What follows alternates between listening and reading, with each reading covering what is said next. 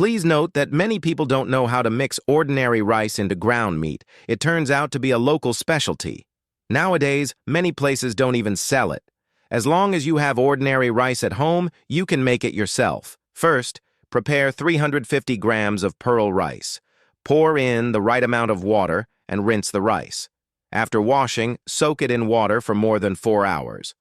Once soaked, gently press the rice to break it. Then, drain the water and pour the rice directly into a meat grinder. If you have a blender, that's even better. The texture will be more delicate.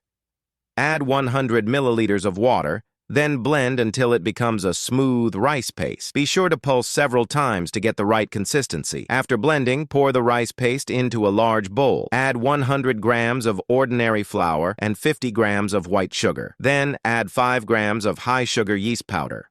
Mix everything well using chopsticks.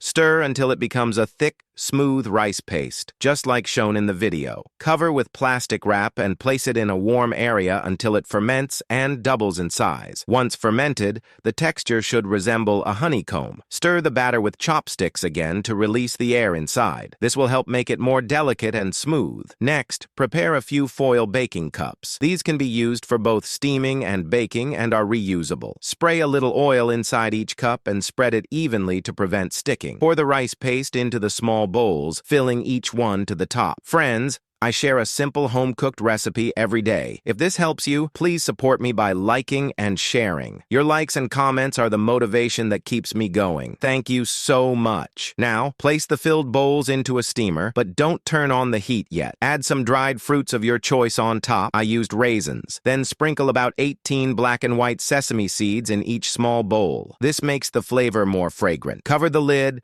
and let the batter ferment again for 10 minutes until it reaches about 90% fullness, just like the state shown in the video. Once fermented, turn on the heat and steam over high heat for 30 minutes.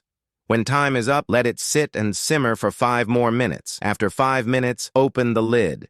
You'll be greeted by a wonderful rice aroma. They'll look soft, sweet, and delicious.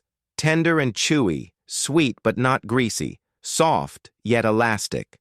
It's especially suitable for both the elderly and children. You can also make a large batch at once and store them in the refrigerator. Just reheat them when you're ready to eat. The recipe is very simple, and if you like it, go ahead and try it at home.